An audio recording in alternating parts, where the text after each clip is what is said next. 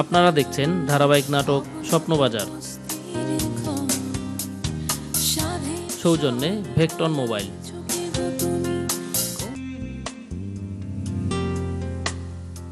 আপনারা আমাকে কি মনে করেন বলেন তো? আমি নরম স্বভাবের মানুষ, সেই জন্য আপনারা যা ইচ্ছে তাই করতে পারবেন রসু সাহেব? স্যার, আপনি আমাকে তুমি আর রুশো বলে সম্বোধন করতেন। হ্যাঁ করতাম, আপনাদেরকে নিজের মনে করে আপন মনে করে করতাম, কিন্তু সেটা আমার ভুল ছিল। স্যার, আপনি এই কথাটা কেন বলছেন সেটা আমি স্যার বুঝতে পেরেছি। আমি সুমনাকে অনেকবার বলেছি, কিন্তু সে তো আমার কথা শুনছে না। আমি বলেছি যে আপনার সাথে কথা বলতে।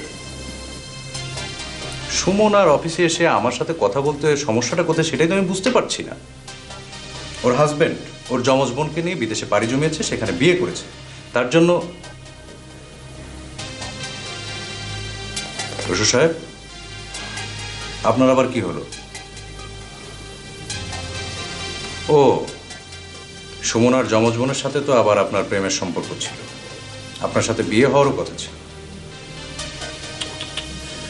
কি করবেন বলেন, এটাই জীবন, সবকিছু মেনে নিতে হবে। শোনেন রসু সাহেব, আপনি গিয়ে আপনার ভাবিকে বলবেন আগামী 3 দিনের মধ্যে অফিসে এসে কারণ দর্শাতে। যদি সে ঠিকমতো কারণ দর্শাতে না পারে তাহলে আমি কোর্টের আশ্রয় নেব, কোর্টে গিয়ে আমি দাঁড়াবো। আমাকে যতটা নরম ভেবেছেন পাশাপাশি আমি ততটা শক্ত হতে পারি। জি স্যার। কথাটা তাকে জানিয়ে দেবেন প্লিজ। আমি জানিয়ে দেবো। স্যার, আপনার কাছে একটা রিকোয়েস্ট, আপনি যেভাবে আমাকে নাম ধরে আর তুমি বলে সম্বোধন করতেন, সেটা যদি না করেন তাহলে আমি খুব কষ্ট পাবো স্যার। না, যতদিন পর্যন্ত আমি অফিসটাকে আগের মতো না পাবো ততদিন আমি কারো নাম ধরে ডাকবো না। আমার মনে হয় স্যার আপনি অফিসটাকে আগের মতন ফিরে পাবেন না। মানে হোয়াট ডু ইউ মিন? না মানে ইয়ে স্যার, কুতুব সাহেব ছাড়া অফিসটা আগের মতো আর হবে না। ওই কুতুব সাহেবের নাম আর মুখে একটাবারের জন্য উচ্চারণ করবেন না। ও যে আমার কত বড় ক্ষতি করেছে, আমার বিশ্বাস নষ্ট করে দিয়েছে।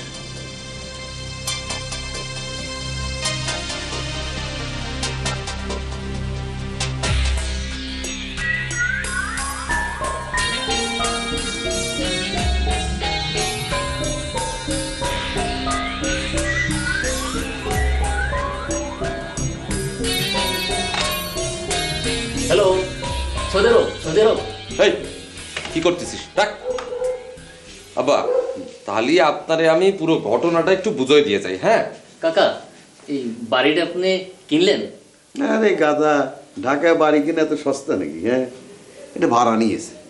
আব্বা, সস্তা না হলেও দোয়া করবেন, ঢাকায় বাড়ি আমি একটা করবই। তালিবাদে এখন থেকে আমরা বড় লোক, তাই না কাকা? বড় লোক? আরে হ্যাঁ, বড় লোক হতে সময় লাগবে বুঝলি। আগে হতে হবে চোর, চুরি করতে হবে সমানে, তারপরে ডাহাত বাহাত সমানে কারবার করে তারপরে বড় লোক, বুঝেছিস? ও ভাই, জেল কাটার পরেতে আপনার একটা বদ অভ্যাস হয়েছে দেখতেছি। আপনি চান্স পালি খালি লেকচার ধারেন। ঠিক আছে বাবা, বল আলেক্সা। আপনি সকালবেলা পাগলারে নিয়ে এনতে গাজীপুর যাবেন। আচ্ছা, গুডাউনের একটা চাবি থাকবে আপনাদের কাছে, আর মাল কিন্তু প্রথম যাবে নতুন গুডাউনে। সেই জায়গায় প্রতি বস্তা অপারেশন করে 10 কেজি করে মাল সরায় রাখতে হবে। হ্যাঁ ঠিক আছে, বুঝলাম। এ কাম তুমি চিন্তা করো না। শোনো, তুমি শুধু ওই দারোয়ানটারে ম্যানেজ করো, বাকিটা আমরা সব করবো। আচ্ছা তুর্কি কাকা, আমার তো ধরার একটা চিন্তা মাথার মধ্যে ঘুরছে, এই যে চুরি করে বড় লোক হবেন। আপনারা দেখছেন ধারাবাহিক নাটক স্বপ্নবাজার, সৌজন্যে ভেক্টন মোবাইল।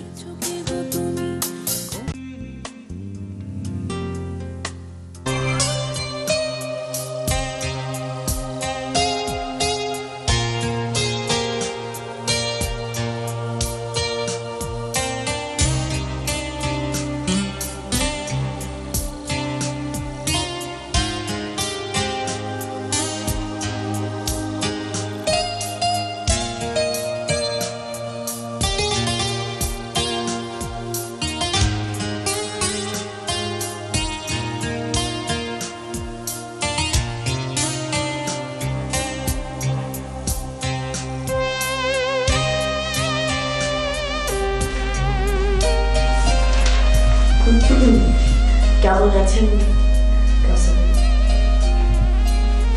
জ্যোতিকা, জ্যোতিকা, তুমি? আমি জানতাম আমাকে দেখার পর আমি চেনার পর আপনি এরকম করবেন। তোমাকে না বলেছি লাস্ট টাইম যখন আমরা দেখা করলাম, আমার সাথে দেখা হলে কখনো জিজ্ঞেস করবো না যে আমি কেমন আছি। তোমাকে ছাড়া আমার ভালো থাকার কোনো কারণ নেই। উনি আমার হাজব্যান্ড। ও সরি সরি সরি, আসলে কি একটা স্টুপিডের মতো কাজ করে ফেললাম না। প্লিজ বসেন না প্লিজ, বসো।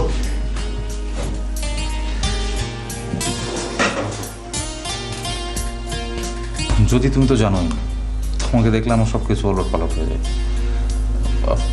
তুমি তোমার হাজব্যান্ডকে নিয়ে আসবা, একবার জানাবা না? আসলে কি একটা স্টুপিডের মতো কথা বলে ফেললাম। সিচুয়েশনটা যে আসলে কীভাবে হ্যান্ডেল করি লজ্জায় আমার মাথা কাটা যাচ্ছে। ভাই, আপনি কি খুব মাইন্ড করেছেন? না না, আমি মাইন্ড করিনি। আমি আসলে ব্যাপারটা জানতাম করবে, না জানলে হয়তো হার্ট ফেল করতাম। থ্যাংক গড, থ্যাংক ইউ জ্যোতি, যে তুমি তোমার হাজব্যান্ডকে ব্যাপারটা বলেছিলে। আমি একটু হালকা হলাম। এনিওয়ে, সংসার জীবন কেমন কাটছে? কি কাটছে? কোনো কাটাকাটি নেই, একদম অক্ষত আছে, কিছুই কাটছে না। বাহ, খুব মিনিংফুল কথা বললে। তবে তোমার হাজব্যান্ড যে তোমাকে অসম্ভব ভালোবাসে সেটা কিন্তু আমি বুঝে ফেলেছি। বলো কীভাবে? কারণ সে তোমাকে বলবো না যে তোমার জন্য হার্ট ফেল করতে পারে। এই যুগে কয়টা জামাই তার বউয়ের জন্য হার্ট ফেল করতে পারে বলো? আপনি শিল্পী মানুষ, খুব সহজেই ভালোবাসার গভীরতা বুঝে ফেলেন। তা বলেন, এখন কি নাটক করছেন? নাটক তো কতই করছি, কিন্তু আসলে মনের মতো ভালো একটা স্ক্রিপ্ট পাচ্ছি না, যার জন্য মন মেজাজ দুইটাই খারাপ। আপনার মন আমি ভালো করে দেবো, আপনার মন ভালো হয়ে যাবে। তুমি আমার মন ভালো করে দেবে? এটা তো আমার 7 জন্মের পাওয়া। কিভাবে? আমরা একটা স্ক্রিপ্ট নিয়ে এসেছি, এটা একটু পড়ে দেখবেন।